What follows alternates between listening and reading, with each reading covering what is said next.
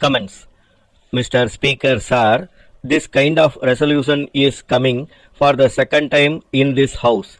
In the year 1977, a similar resolution was brought before this very House, and the Minister for Law then argued against the resolution, saying that it was not practicable and that it could not be implemented because of the size of this country.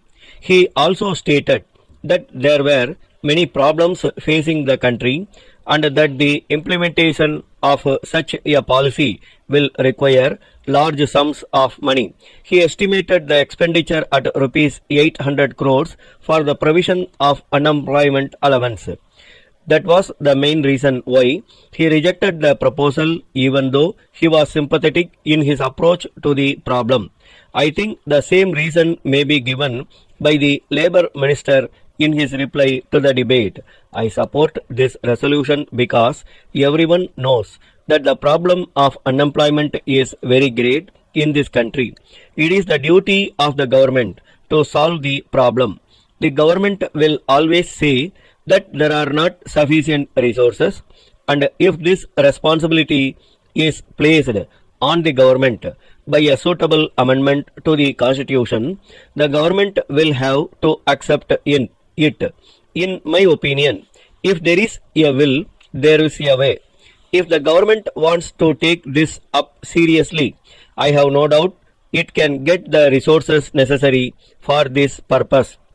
In this country, after 35 years of independence, we are not able to solve many of the problems facing the country, and there is great unemployment not only among the educated but also among the uneducated people. The reason is that the education that we are providing in this country is not serving the real purpose. During the British period, this system was introduced and we have not yet changed it to the extent we want. This is responsible for the present situation. We are producing graduates in large numbers without any purpose. Every year, a large number of graduates come out of our educational institutions. If we go to the villages, we will certainly find that about 20 people out of every 100 are educated. I am sorry to say that they seek employment only as clerks. They also expect the government to provide them such jobs. No government will be in a position to provide jobs in the country. Any political party may say that it will provide employment to all, but after coming to power, it will find that it is not possible.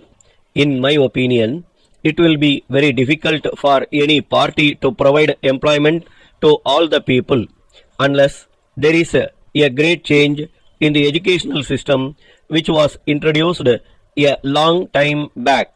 In this connection, my request to the government is this.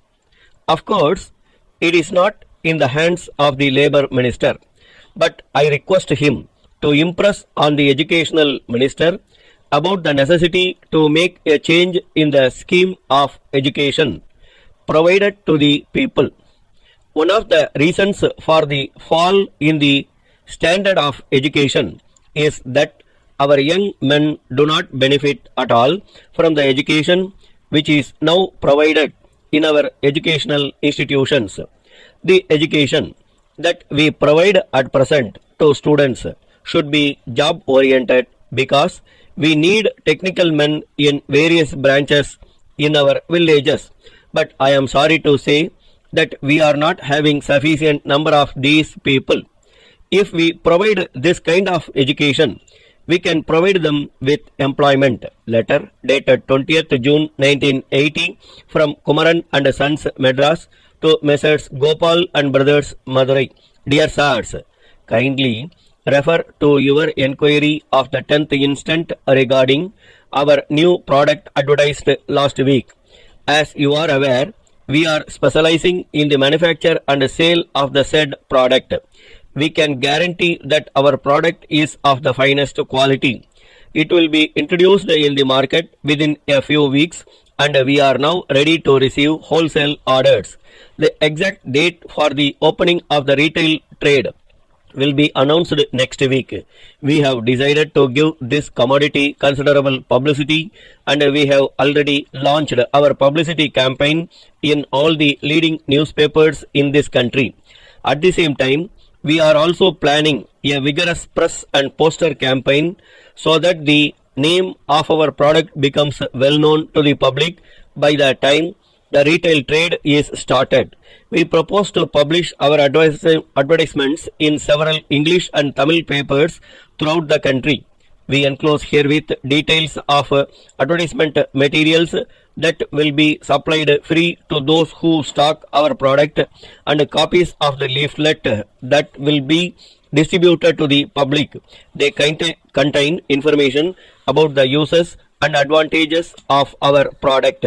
Our representative will show you sample packets and take advance orders. We would welcome your valuable suggestions for making our advertisement campaign a success. Yours faithfully. Stop.